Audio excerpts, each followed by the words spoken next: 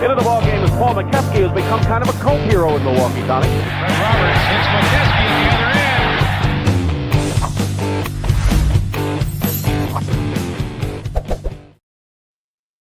end. And good evening, everybody. Welcome to the latest edition of We Got Next. I'm Ricky Hampton with the big fella, Paul McKeskey, coming to you on a Monday evening.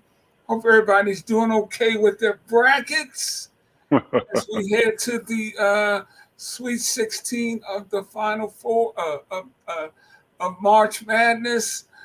Mo, I've been waiting for the show all day, man. Just so much stuff to talk about. But first and foremost, welcome to our viewers out there. Want to hear from you. All systems should be go with our platforms tonight. So we're looking forward to hearing from you out there. How you doing, big fella? I'm good. You know, like everybody else, my brackets are busted, but hey, that's the way it goes. Yeah, that's the way it is, man. That is the way it is. There's a lot of things I want to get in to conversation with you tonight, Mo. But I guess we'd start with some of the news of the day. A lot of coaching movement is going on in college basketball. Well, you have a good season and you're on the move. Sean Miller is leaving Xavier for Texas. McCollum is leaving Drake for Iowa. And Medvedev is going from Colorado State to Minnesota. Colorado State had a great run, played a fine game against Maryland.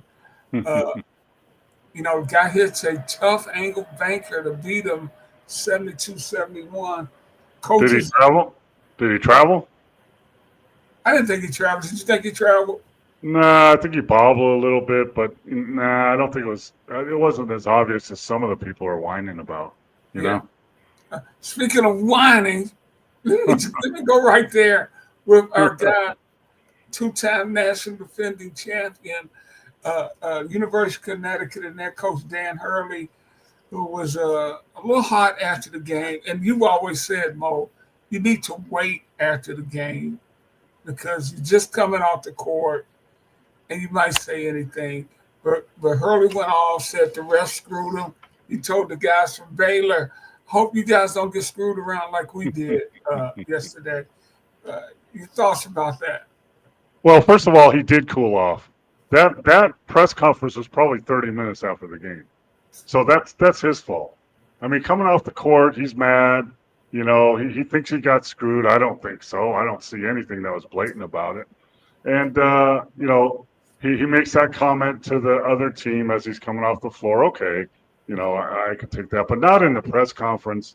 I mean, listen, Hurley's a great coach. He knows how to motivate his players. He got good strategy, good player development, all the things that it takes to have a great program, which UConn is. Heck, they won back-to-back titles. I mean, that speaks for itself.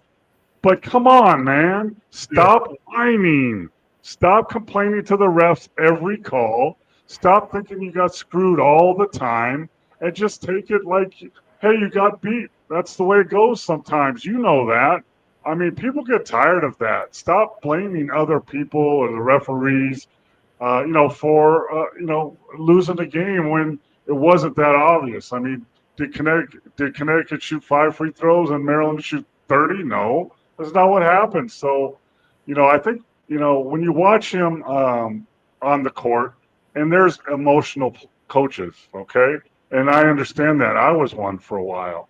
But you can't complain at every call. What happens is then referees tune you out. Blah, blah, blah, blah, blah, blah, blah, blah, blah. Just like players. If you yell at players all the time, they just blah, blah, blah, blah, blah, blah. They tune you out. You have to pick your times. And I understand working the refs. Believe me. Don Nelson was one of the best. But you do it a different way. He's condescending a lot of what he does. And you go to them, they're standing by you at the free throw line. Hey, man, maybe we get a call down there or whatever you want to do. And then sometimes you explode on them. That's okay. but not every call, every play, and it gets tiring. And I told you this before.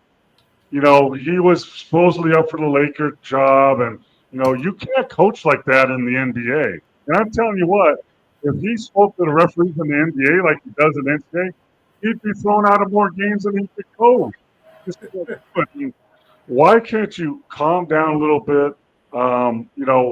Your record speaks for itself, and I understand you're upset. You're upset for your players, and you've had a tough year. You lost 3 games in Hawaii or 4 or whatever. You've never done that before, but I mean, this is crossing the line, in my opinion. Yeah, yeah.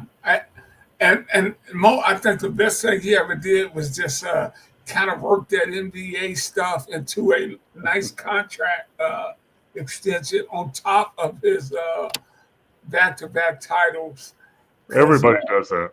Yeah, Everybody does that. It's negotiation, by getting another offer. Okay, that's fine. But I hope. I mean, I've seen the 60 Minutes piece on him. It's really good. His wife is really interesting. She doesn't really pay attention to that much basketball. It takes him with a grain of salt. But I'm telling you, man, you're playing 35 games in 5 months. Play 8 months. Play 82 games plus the playoffs and see how that works out. he could not last doing that. Hey, let me stay here with some of the coaching over the weekend. Rick Pitino took a lot of criticism for not playing his best player down the stretch in the St. John's game. He was 3 of 17 from the floor. R.J. Louis, his best player in the Arkansas St. John's game, he was 3 of 17. It seemed like everybody in that game was 3 for 17. I don't know if it was good defense or guys couldn't shoot straight. Ricky, they shot 9% from the 3-point line. 9%. How can you shoot worse than any of the other players on the floor? I mean, come on, you shot 9% from the 3 and like 25% from field goals. You couldn't shoot. Everyone knew that they struggled shooting, but my goodness, this was horrible. And I'm sorry, Rick Pitino's a better coach than I'll probably ever be, or whatever it was. But if I'm sitting there and I have my best player, he's the Big East Player of the Year. He's the Big East Player of the Year, and all my guys aren't shooting well. I'm going to go ride and die with him. Maybe he can make some other plays like he has all year. And, I don't, and then listening to his press conference afterwards, when the reporter asked him about that, and he said, well, he played 30 minutes. And so the reporter said, well, was he tired? And then he said to the reporter, you know why he didn't play. I'm not taking any more questions from you. Really? I mean, was he tired? He didn't look tired. So that's a whole other thing. I mean, I understand, sometimes there's got to be something else there.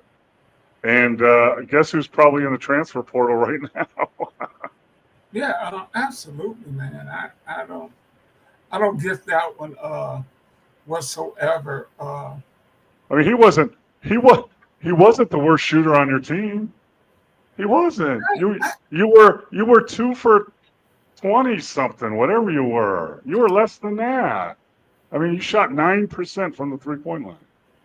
And our great friend Steve is checking in. What's up, Steve? And hello to everybody else out there. Please send us your questions and comments. Any questions you got for Big Mo about what has gone on over the weekend and your thoughts about the tournament so far. We're going to touch on a little bit of the ladies' side of it too. But Mo, as you watch these games, I'll be honest, I don't watch a lot of college basketball until this time of the year. I'm an NBA guy mostly. But it seems like the quality of play is lacking a little bit. Well, I'm surprised. You got a better eye for that than I do. I'm surprised how many bad shots are taken, how many forced shots are taken, how many silly turnovers are made. I mean, I would expect that by this time you have your team pretty much ironed out, and you should be holding them accountable in practice about throwing the ball around and making really bad turnovers, making really, really, really bad decisions. Like taking a wild shot instead of pulling it out when you're ahead by 6. Or how about this, Ricky? How about Coach Hurley? Hello, Coach Hurley. Can I ask you a question? Do you work on free throw line blockouts in practice? He would have exploded on that because I think it was a 2-point game. They gave away 2 offensive rebounds on free throws. That's how you lose the game. And that's really mind-boggling to me. Tell me this then, Paul. Do you think all the player movement that we see in the game now kind of hurts the continuity of the teams, and maybe that's why it's not quite what it was? There's always a lot of movement because you're only there 4 years. You know what I mean? You always got guys coming in and coming out. Well, a little bit, but at this point in the season, absolutely not. Yeah. You've had all preseason. You've had all season. You have many, many, many practices. Let me ask you this, Ricky. How many players did Calipari have on his roster when he took over his team this year? Not many. Zero. He had 0. Don't you remember? He had 0 players. They all transferred. Because everybody left. That's right. Yeah. He had 0 players. And guess what? They started the season or the conference 0-5. 0-5. But then they worked on it, and look what they're doing now. So it could be a problem early in the season. Yeah, okay, you have new players. But come on, man, you got so many practices. I mean, you only play 2 games a week, maybe 3. You got practice time, to work all those players in. That's not a real excuse. I mean, at this point in the season, I don't believe that. Well, yeah, that's a great point. We if you're a freshman now, you played enough games. You're a sophomore. You got 30-something games under your belt. Hey, most teams don't play freshmen. Most Right. teams aren't playing freshmen. Those guys are 20 years old, 23. I mean, come on, man. I don't know how you can have that much time practice, and now you're going to say, well, we just didn't have the players for 3 years. Come on. Gotcha. Hey, another coaching move. Former Sacramento King point guard, really good player, Mike Bibby, is going to become the coach of Sacramento State. So he's going to find out really fast. favorite son's going home. Yeah, Sacramento State. You have no NIL money. You play in a not very good gym. Okay, good luck. But I mean, it's like starting to learn how to coach, learn how to ride a bike with your training wheels on. But I'm telling you, he might have thought about being a little more selective on where he went to coach. Hey, Paul, speaking of a mid-major, no mid-majors in the Sweet 16 this year. First time in, I don't know when. I think ever. I think you're right. Does that surprise you? A little bit, but at the same point, we've talked about this in nauseum that, NIL money, transfer portal, the mid-majors they are development teams for the high majors. The high majors pick off the mid-majors' best players because of the transfer portal and NIL money. And so that creates that gap there of, no mid-majors, being Cinderella stories anymore. And what happens is the mid-majors end up at the end of this transfer portal, there's going to be 1,000 players out there without jobs, without scholarships. And a lot of them are guys that weren't happy at a high D1. They didn't play at a high D1. So what you should do, what you need to do is pick off the best ones of those so you can compete. But NIL money and transfer portal has changed what college basketball is. And that's why a big reason why there's no mid-majors in the Sweet 16 this year for the first time ever, I think, is because of that. Yeah. And because guys are on the move, Vandy lost the other night, and 13 minutes after his team lost, one of the Vanderbilt players put his name in the portal. Think about that. Think about that, Ricky. He's in the locker room, sitting next to his teammates, by his coach. That's where he is on his phone. I mean, think about that. How would you feel, man? I mean, he's probably looking around like, nobody looking? Okay, wait a minute. Transfer portal. Okay, sorry. I'm glad you're not playing today because you will probably be beating up your teammates probably once a week. No, but I'd be like, why are you on your damn phone already? We just lost. What's the reason? Is there a family emergency? What's going on? Let me see your phone. No, Mo, I'm working on my brand, man. I'm working on my brand. Good. Go work on it somewhere else. We'll find a better player than you. Because guess what? With you on this team, we lost. We just lost. You're on this. We lost. So guess what? We can do better. Hey, Mo, now I can beat you on that because Michigan just advanced to the Sweet 16. And one of their players put his name in the portal right after the game. Scottie Pippen's son, Justin Pippen, is in the transfer portal. And the Wolverines just made some Sweet 16. Is he playing? Does he play? I don't know that. So he's sitting on the bench. So, I mean, if I'm the coach, I don't take him with me. You stay home. Goodbye. You don't get to go on this trip to the Sweet 16 with us. You don't get to be in our locker room. You're off our scholarship now. You don't. When you put in the transfer portal, you're off scholarship. So goodbye. You're not getting on our plane. You're not eating our food. You're not sleeping in our hotel, and you're not going to the Sweet 16. I hope they're smart enough to do that. I can't remember the coach now. That was coaching the University of Michigan years ago when Bo Schembecker was the AD, and he took a new job, but he wanted to keep coaching the basketball in the tournament. But Bo said, "Hell no, just go to your own school," and that's how Fisher got the job at Michigan. Bo Schembecker, you want to go? I think he was going to San Diego or something. No, going to Arizona. The guy that went out to Arizona, I can't think of his name, the good coach, too. Both said, well, you going out to Arizona, coach?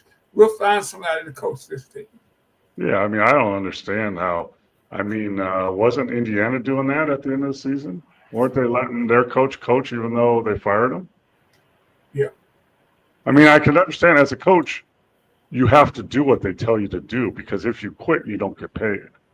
Right. You only get paid if they fire you. So if they say, hey, you're going to coach the rest of the season, you got to coach the rest of the season, do the best you can. But I don't know why a school would do that. I don't understand. They weren't going anywhere. I mean, I don't. They might. Did not go. They chose not to play. Because I don't know if I saw their name on there's 16 teams coming here next week. There's 16 teams coming here next week to play in the MGM tournament. I thought I saw their name there, their logo. Maybe not. I don't know. No, I'll check on that, Mo. But I think they decided they were not going to play.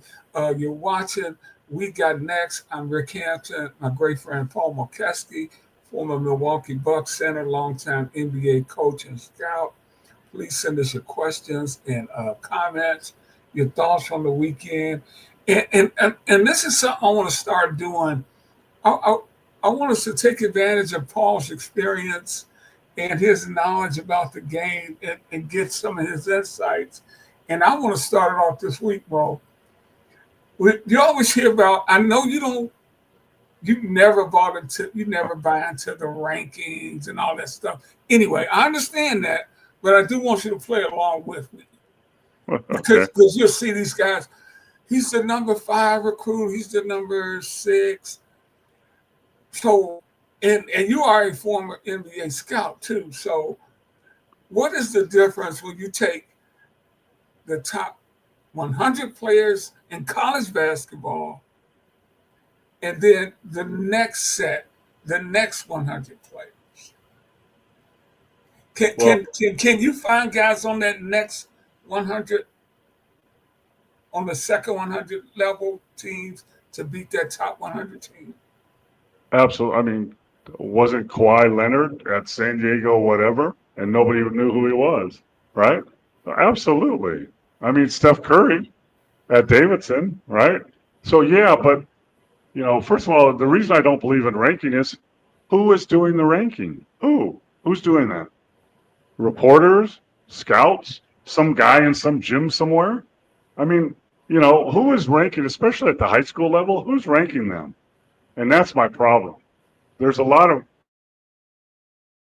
they're doing that, but there's also a lot of unqualified people ranking these kids. So, and I've told you this before, I don't need the 12 best players. I need the 12 players that make up my best team. Yeah. So, yeah. And you got to find players that fit both on the court with their skills and in the locker room and with their mentality. Do they believe what we believe? That if I'm a defensive coach, am I going to bring a player in here that can't play defense and hates it? No, I can't do that. I don't care how good he is. And if I'm going to go up and down the floor and shoot a lot of threes, am I going to bring in a player that can't shoot threes? I don't care how high he's ranked. No. And Mo, help us understand how at the highest level there is the NBA. When you go in and scout and evaluate and look at a player, some of the things you are looking for, not just that he can jump out the gym. I mean, no, and when I was at Dallas, I was an advanced scout, so I didn't go look at talent, but I did help with the draft. When I was in the G League for 8 years, we had to evaluate our own talent and bring in our own teams for the most part, and but I told those guys all the time, the G League guys that want to get to the NBA, no general manager or coach, not Steve Kerr, not whoever, is not calling me and saying, "Hey, Coach Mo, can Ricky shoot? Can he dribble? Is he athletic?" They don't ask me that. They already know that. They ask me, what kind of guy is he? Is he a good teammate? Does he listen? Can he run a play? Can he execute? Is he tough? Do you want him in your foxhole? And if you're in a war, I mean, that's one of the things we used to always do as coaches. You get the team in a meeting, and you give them a piece of paper, and no one's going to read it but the coaching staff. And you ask them, okay, you're in a foxhole in a battle. What other 4 players do you want in the foxhole with you? Write down the names and hand them in. And it's so interesting afterwards to open up, and you could see some guys pick their friends, because they wanted their friends. But if you get down to it, most of the guys pick at least three of the same guys on that team. It's amazing. So you got to figure that out as a coach when you're evaluating talent. Who do you want to bring into your team? Who fits? What kind of mentality do they have? How do they blend in? Will they let me coach them? All this stuff comes into play, not what they're ranked, for sure. yeah, that's good stuff, man. I appreciate that. We're getting some NBA stuff here. Yep, I'm wearing my Pistons cap. We got our 40th win last night. 14 wins last year, Mo. 40 wins this year. But before we get to the NBA, we're going to get to it. I see you guys want to get to that. Let's jump over quick to the women's game. And wait. Let's talk about Sweet 16. Who do you have going to the Final Four? Who do you have? I like Michigan State, not because I'm here in Michigan. I just think they're just a physical, get after you, we're going to find a way kind of team, Mo. Yeah. No, I like them. Here's a piece of information for you. Do you know that in the history of the NCAA, there's been only one time, just one time, when all four of the number ones made it to the Final Four? But just one time. What year was that? I don't have no idea, but just one time. So, well, my point is, when you pick your Final Four, eliminate the least number one that you have faith in, and you'll probably get your guys in. There'll be two or three number ones in the Final Four, but that's something to really think about when you're doing your bracket. And so mine is, I have Duke for sure, love them. Actually, just ran into one of the agents from Clutch who signed their big 7-foot guy. Talked to him about him a little bit. I really like him. Houston, I have coming out, but they're scaring me now. They're scaring me. I think they're more shaky than I thought. Tennessee is good. So I don't know about Houston. I like Michigan State over Auburn. And then I like Florida a lot. So, I have Florida, Duke for sure. I like Michigan State, and Houston is a question mark for me. Yeah, I like Michigan State, Duke, Florida, and I think I got Houston too. Of course, I am a Tennessee Vol fan, having been grown up in Nashville, cheering for Vandy and UT. But yeah, Houston did kind of surprise me. But I like the way Houston gets after you too, Paul. Yeah, but they're not as deep as they have been in the past. I don't think they can do that at the rate that they used to. So, Kelvin, not Kevin, Kelvin Sampson, he straightened that out at his press conference, is one heck of a coach. He is really, really good. He has NBA experience, college experience, great coach at Oklahoma. Really like him, but I don't think he has the tools that he usually has. And Duke is, Cooper Flagg turned his ankle. Everybody was concerned about it. And, it was good to see him playing right away and bouncing around and playing like with no limp. But I think in the long run, that helped Duke because they won their tournament without him. So that gives everybody else, all the other players, really confident. And, I like them a lot. But I like Florida too, even though they got scared. Well, jump over to the women's side.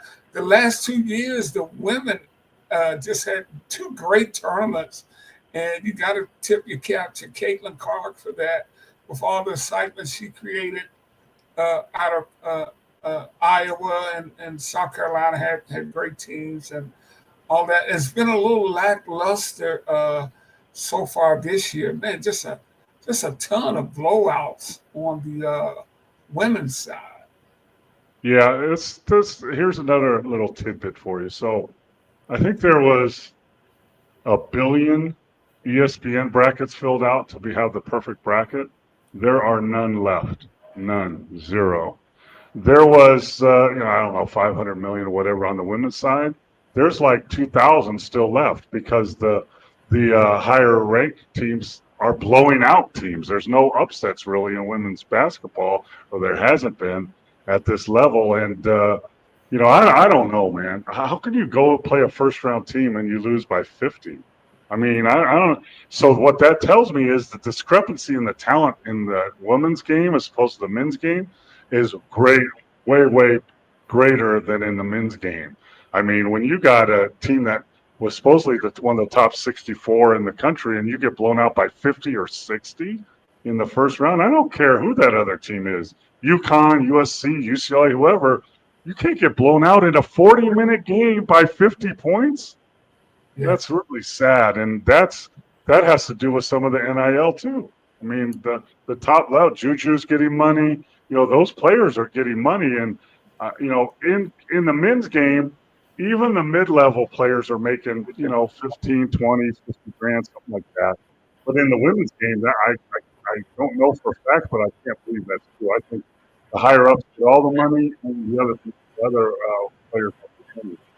Although I will say this, I saw one of the best games of the tournament on on both sides tonight, with Maryland coming back from 17 points in the second half to beat Alabama in double overtime.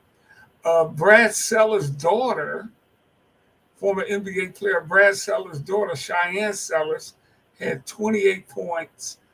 But the young lady from Alabama, Barker, she had 43 points, 45 points. Sarah Ashley Barker had 45 points, and Alabama was down 3 points with 0.7 seconds to go.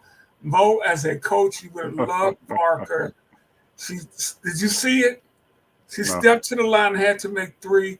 Mo, she went through her same routine. Every shot it took her 3 seconds, whatever it was. She swished all of them. I guess I'm predicting it wasn't a Giannis 10-second routine. It was a short routine, yeah. No. So keep it simple, yeah. You always talk about routine, and she Simple. stayed with it.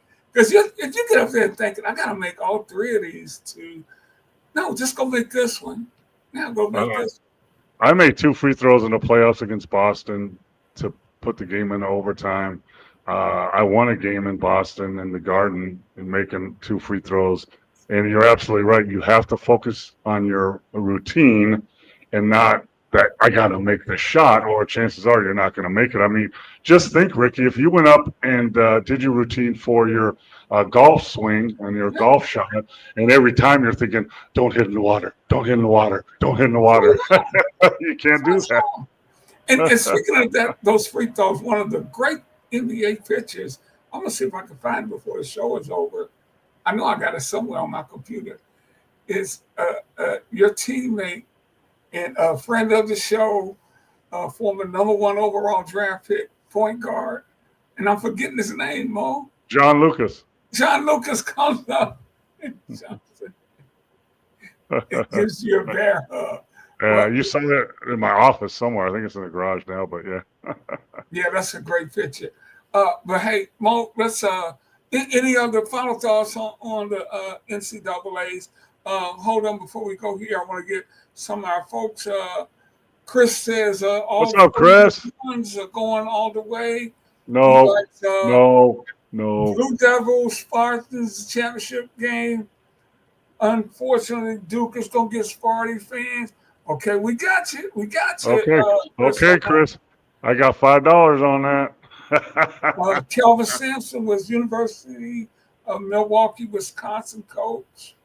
And that was what you were just saying about Mike Bibby. You got to start somewhere, right? Well, I didn't know that. That back then, if he was that was Division II back then. So that's a really good Division II program back then. People sleep on John Shire as a coach. The young man is a solid combination of players, coach, gritty overall ability to navigate today's NIL and the evolving environment. Chris, where's John going? Where's John going? Where's what? He's talking about John Shire. Yeah, I coached him. I coached John Shire in the G League. Wow. He is a really nice point guard. He, solid guy. He knows his stuff. And he worked under one of the best coaches, Coach K, for a long time. And, he's just turned into a really, really great coach. I'll give you a little story on him. He has, I think he's got it fixed now with surgery, but he had in his left eye, he couldn't see totally out of his left eye.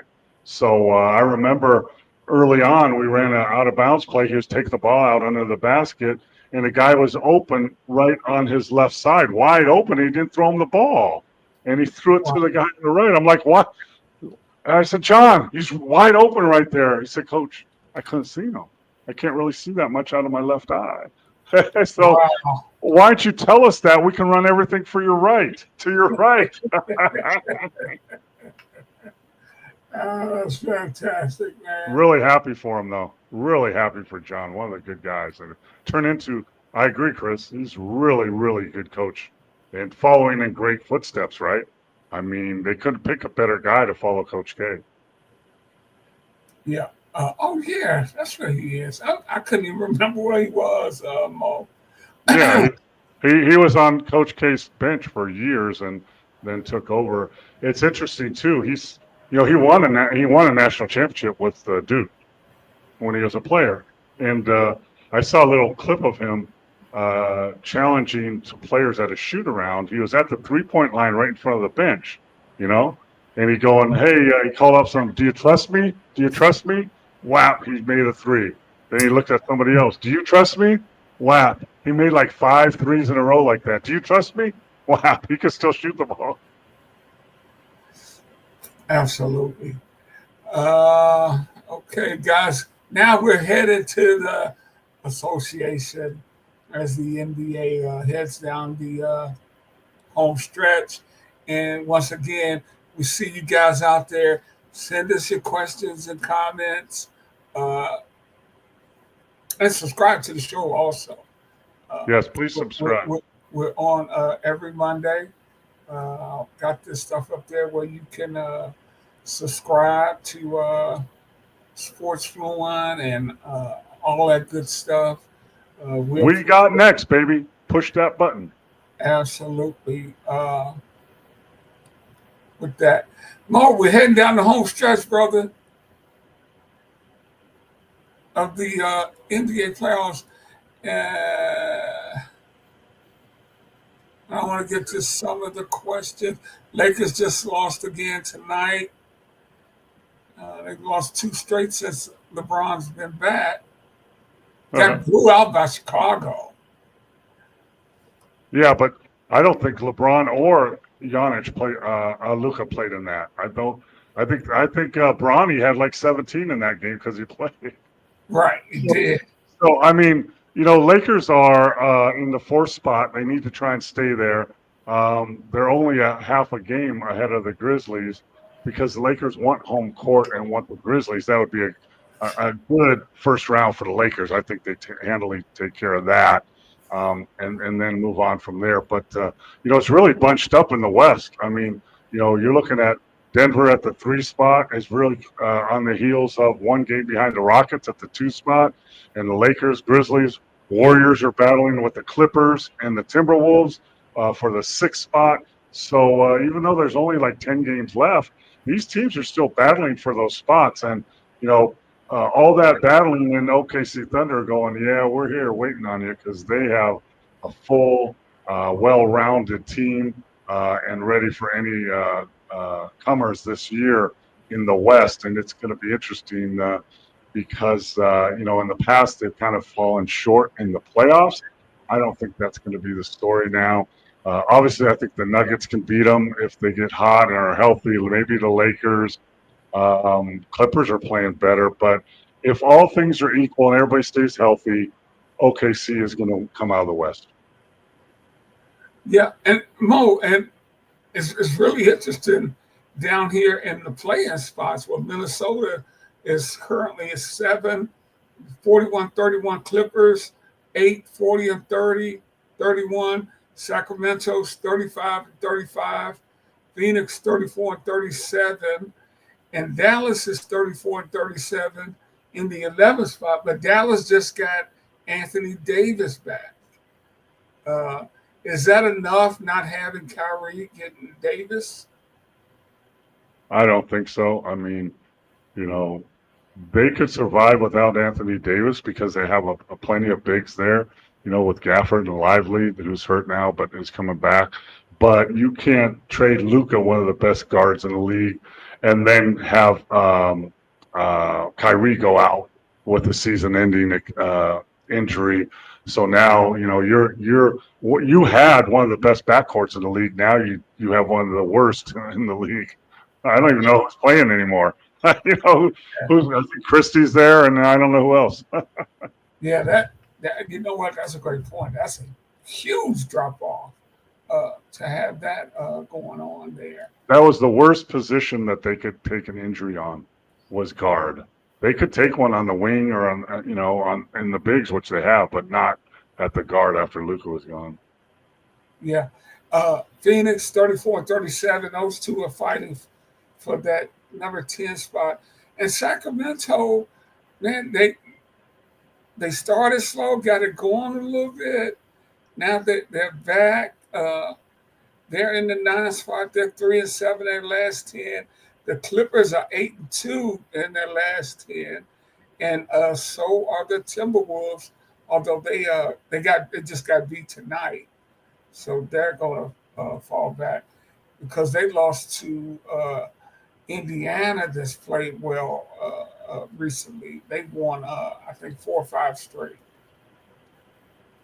Yeah, so when you start dropping games, when you're fighting for a position right now at this late in the season with 10 games left, and you start dropping games here and there, it really affects your standing in the West because it's so tight there. And you know, it's going to be a battle. You could look at what the play-in series could be. Clippers or Timberwolves or Kings or Suns or Warriors. I mean, that's your play-in battle. That's pretty tough. Yeah, probably getting some Piston love tonight. Steve said the Pistons could win a playoff series. Steve, I'm with you, brother. I'm always scared to be that way about my hometown teams, but I like that matchup. If they catch New York, they played them well all year. And to Chris's point, Detroit fans love these kids. Thompson, athletic defensive guy, and his running mate, Ron Holland, 19 years old, had 25 points, 6 rebounds, 5 steals, and 5 assists last night. And he has no idea what he's doing, Mo. He's just running up and down, Hey, driving on the floor. Don't they have a Thompson twin also? Yeah, they got Asar. Yeah. Asar. Yeah, he's that guy too. Long, athletic, runs around energy. Yeah. They don't know what, Mo. They're just playing, man. They're not. If you're going to make a mistake, make an aggressive, hard playing mistake. That's what I always say. Yeah, and that's what they're doing. And so the Pistons definitely have a little momentum. They got a tough ending stretch, but it's going to be hard to get them out of that 6th spot as we head to the home stretch. And I am concerned about the Knicks. I like the Pistons matchup, but I don't care who they're playing, Mo. They just don't look right. And, Brunson's out right now. So you're not going to look that good if you don't have your best player, of course. Yeah, but they were struggling before he went out too. Right. And they're, like you said, Ricky, there's just something that doesn't feel right there. You think they picked up Anthony Towns. You think and they got Robinson back, their big 7-foot rim protector, who was out all of last year. So you think, okay, this looks like it really fits. And you got Brunson and it looks like it fit. They're tough and they're hard nosed and they're coaches like that. But for whatever reason, it just hasn't worked. Kind of like the Phoenix Suns. It just hasn't worked. Mo, they miss Harkenstein. That's what they miss, man. You look at Oklahoma City now with him, and you look at New York without him. Yeah, but they have Robinson back, who's similar to that. So Harkenstein would have been a backup there. It helps them for sure, but it's something more than that. Do they miss Harkenstein? Yeah, sure. Could a lot of teams use Harkenstein? Hell yeah. Is Oklahoma City really good with them? Yes, but as far as the Knicks are concerned, with Robinson playing, it's not that much of a hurt as it could be. Hey, this is a great question, Mo. You can help us with your front office experience. Why are the Mavs bringing AD back? With Kyrie out, they need to shut Davis down and trade him in offseason and retool and rebuild after the worst trade in NBA history. First of all, do you think that's the worst trade in NBA history? No, absolutely not. There's been some bad trades. I mean, hell, Milwaukee traded Kareem Abdul-Jabbar to the Lakers for like 5 guys, some decent players. Come on, isn't that worse? Come on. But yeah, Chris. So I kind of agree with you a little bit. Shut them down, see if you get healthy. But guess what? Your fan base is mad at you. You traded Luka. They're steaming. So now you're going to sit out AD when they come to these games? He's healthy. He has to play. Come on, man. If he was sitting out and he was healthy and they were still you would be complaining, why is he playing now? Why is he playing now? Giannis is back slowly down offensive. Steve, He's Giannis tends, and I agree a little oh, he bit. slows them down on the offense. I got you, Steve. Yeah. Yeah, he holds the ball. He dribbles the ball too much. He doesn't pass the ball. The ball doesn't move when it's in his hands, and that's a problem. They're better off if he will rebound, and when he rebounds, just pass it and run the floor. If you watch them when they do that and move the ball and pass the ball, they're really hard to beat. But especially when the playoffs come, you can key off one guy.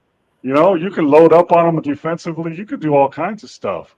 And he's not a great passer, like a Joker or somebody like that. So, I just wish that he would change his game a little bit, not just from the free throw line, but get a mid-range game and pass the ball more and get it back later. You don't have to rebound, dribble it down the floor, and go up against three guys and probably get fouled or dunk it, and then you got to go to the free throw line. You're probably going to miss one or two of those. Why? Why you make it so hard on yourself? But we'll see. I mentioned Harkenstein and what he meant to the Knicks, what he means to OKC. I think in Milwaukee, I look at Holiday and what he meant to them. I mean, there's some guys, you look at their numbers, he averages 12 points a game. He averages 10 points. But the value to what they bring. That's a good comparison. So Holmgren was playing the 5 at 7'1", 220 pounds. So you bring in Harkenstein, who moves Holmgren to the 4 and lets Harkenstein be the physical guy in the paint, right? So you lose Holiday, and you bring in Damian Lillard, who can score better than Holiday, but can't guard anybody. He's a small guard, and he can't guard anybody on the perimeter. So if you would have had both of them on the team, Holiday and Damon, think about that backcourt. But you don't. So there's the difference in both those success stories. I love Holiday. I brought this up to you last year after I saw it. I couldn't wait to see the big center from the Pacers caught it in the post against Holiday, the 7-footer from Indiana. I can't think of his name right now. Big guy. Holiday pushed him out about 15 feet away from the bench. I'm like, dude, how you let him do that to you? He's stronger. I'm like, come on, man. Oh, my God. Here's what's interesting, too. Holiday might be available next year. He's not playing as much as he was last year. OKC coming out of the West? Yeah. Yeah, I think they've made the moves, Chris. They got Harkenstein, they got Caruso, they got veteran experience now. They move Holmgren to the 4, and Denver could maybe beat them if they're healthy. Clippers are coming on. They have the talent to. Golden State, no. Lakers, maybe. But if everything's push and shove and everything's equal, I think OKC comes out of the West for sure. Now, again, Steve, you're hot tonight, man, because you're right on point. Getting Bobby Portis back will be big for Milwaukee. And they'll have him back for the playoffs. Yeah, I think they get him back in a week or so. And, he's one of those same guys we were just talking about, Ricky. He can make a 3. He's physical. He rebounds. He can score in the post. He plays hard. He's, a Milwaukee favorite, second only to Paul Mokeski. So getting him back will help them. Milwaukee, baby. Hey, Mo, Chris. Hey, what's up, Chris? Chris checking in. He said, who's the best heckler that you came across in the NBA? Oh, well, the Barber in Detroit, for sure. You know who that is, Ricky, right? Yeah. Yeah, I mean, he was relentless and brutal and but factual. You know, he would get on players, and then there was a lawyer in Washington when they were the Finkel? Bullets. Finkel? I think so. I don't know his name. I just know him as asshole. But yeah, probably. But he was very, very clever. Uh, you like that, huh, Ricky? Hey, it's the truth. I'm And just playing. but he was really, really on point with his. You can heckle and you suck, blah blah blah blah blah blah blah. Okay, whatever. I hear that all the time. But if you're Robin Ficker, Mo. Robin Ficker. but if you're specific with your heckling, hey, Ricky, you can't hit a free throw, or hey, Mo, you can't guard Ruland. He's going to foul you out. If you're really specific about that, then it kind of gets irritating. And they both sat behind the bench, and you have to ignore him. And we tell young guys coming in the league, don't look at him during the timeout. If you do, he's going to pick on you the rest of the game and probably the rest of your career. And I told you this story, Ricky, but what's his name? Hickler, whatever his name is. Robin Ficker. Yeah, He Ficker. He was an attorney. Yeah. So he was famous for heckling, but he never cursed. And at a timeout of one game, I think it was either Dick Bavetta or Jess Kersey, one of the older refs. And I was just talking to him during the timeout. He was by the huddle, and I said, "Hey, can we get this guy out of here?" He goes, "Tell me he cussed." I said, "What?" He said, "Tell me he cussed." I said, "He cussed." And he went up there, got the security, and kicked him out of the game. He was livid. "I didn't cuss. Why are you kicking me out of the game?" He was looking. I had to eat my towel so I wouldn't be laughing too loud. Sometimes payback is nice. Hey, the question is coming in fast and furious, but we only got a couple minutes left. Let's fast and furious head them out. Let's go. Were the Clippers Clipper again this year, Mo? What? Will the Clippers screw it up in the playoffs? They're playing better. Kawhi's back. I think they're more healthy. Zubac is their center. He's really, really good. I think he had like 30 and 20 rebounds the other game. Yeah. They have the personnel, but they seem to always Clipper the Clippers. So I think I agree. I don't think they make it very far in the playoffs. Even win a playoff. The Pistons could get Jaden Ivey back from for the playoffs. I don't know how much he would play, but he could end up dressing. They could have one of the fastest teams in the league with Holland, Jaden Ivey. Too bad it's not track. The Pistons would definitely win. Yeah, the problem with that is, Ricky, who are they playing? Cavs, Bucks. Yeah, they're not. If they can win a series, man, if they can win some games in the series, that's huge. Yeah, you have to build from somewhere. Yeah. Or get in the playoffs and have a good tight series. Be competitive. That will help next year for sure. Hey, congratulations to Chris Wynn. He had a nice little parlay win tonight. Bring back Terry Cummins in Milwaukee. He can help the Bucks. No. Yeah, well, in his prime, he could have for sure. Yeah, so could I, but we're not coming back. Kevin Durant wants out of Phoenix. Kevin Durant always wants out of wherever he is, right? Let's see. He wanted out of OKC. He wanted out of Golden State. He wanted out of Brooklyn. Where else does he want out of? Come on. That's no surprise. And, you know what? It didn't work, right? And you can't trade Beal because he has a no trade clause if he doesn't want to go. And you're not going to trade the other guard. So, why not? Not trading Booker. So why not maybe see what you can get? Maybe you can get a couple first rounds and a couple good players. Who knows? Mix it up. Mo, we got 2 minutes left. Just your thoughts on what you're watching now. College. I'm giving this to you. What do you think? Like college? Just any other thoughts? Well, here's like we're talking playoffs, right? We're talking NCAA. We're talking NBA playoffs.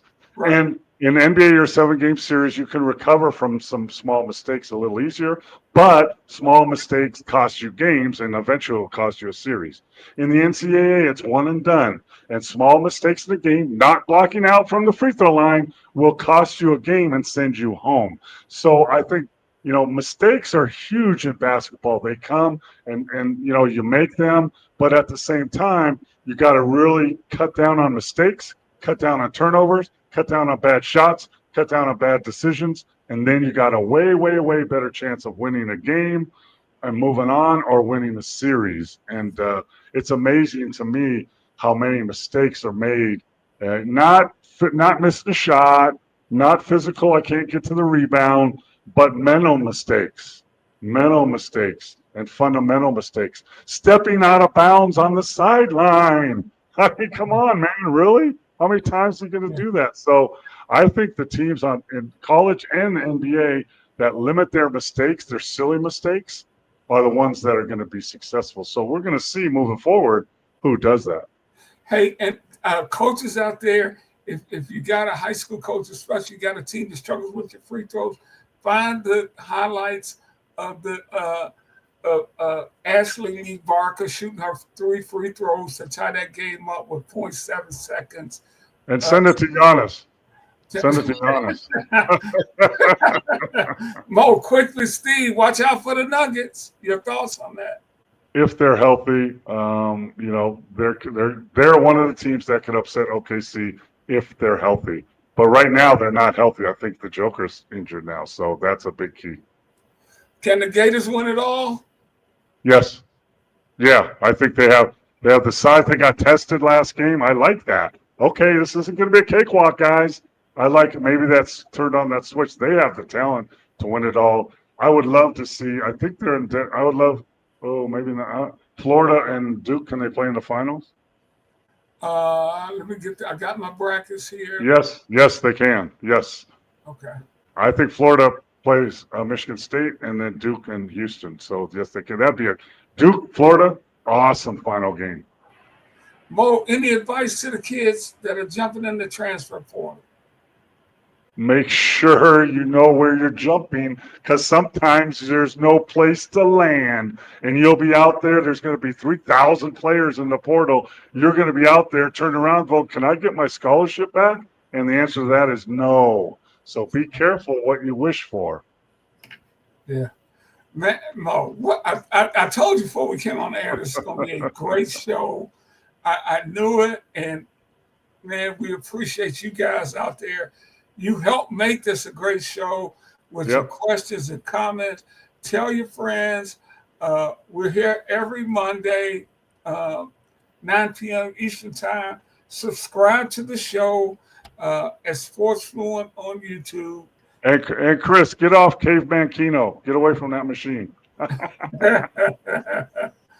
All right, I got one more here. Let's see if we can get it in. What are the Mavs doing? No, that's an old one. Hold on. Breaking news: UNLV Josh Pastor. Next UNLV coach. Yeah, his name. Chris. Think about that, Mo. That was one of the great jobs in college basketball. Now, can they get back to that? Yeah, I think, but they have to get NIL money from some of these casinos, because that if you get NIL money, you can get. Give me $10 million, I can get you in the Final Four. But if you don't have that backing, it's very difficult. You're going to get other people's retreads. You're going to get the people we just talked about in a transfer portal that have nowhere else to go. Yeah. So they have to, and I think Josh is a really good coach. Hopefully, he has connections here in Las Vegas to make it happen. You know what? I want to go to games. Hey, Mo, I got to ask this. I hope we don't get in trouble for going too far over time. But a kid that you saw jump into the transfer portal when his team just got to the Sweet 16, his team just lost, and 13 minutes later, if you're a coach, do you look at him and question, okay, do you have questions for that kid? No, I have no questions. I have one word. See you later. Goodbye. You wouldn't be interested in it. Absolutely not. Why would you? I mean, obviously he doesn't have faith in your program or you as a coach or his teammates. Why would you bring him back? I don't care how good he is. I'll go find somebody else. I mean, that's just, I mean, that's just ridiculous. I understand, you finish the game, you go home, you talk to your parents, you talk to people around, you figure out, this maybe not the place for me. I need to go see what else is out there. Yes, but not in the locker room after the game. That's a different level. That's stabbing you in the back. You might as well just stand up in your locker, say, "Hey, see you losers later," and leave. Yeah. That shows he was not invested in the team. Of course not. If you're doing that already, and the Hurley already said on 60 Minutes that half his team is considered or looking at the transfer portal. I mean, that is what college basketball is. But like anything, there's a correct way to do it. You don't do it 15 minutes or 10 minutes after you lost the game. Yeah. It's not the way to do it. All right. Well, what a great show. And thank you, everybody out there, for tuning in. Tell your friends. We're here every week. For my great friend, Big Mo, Paul Mokeski, I'm Ricky Hampton. We're going to get out of here. See you next week. Later.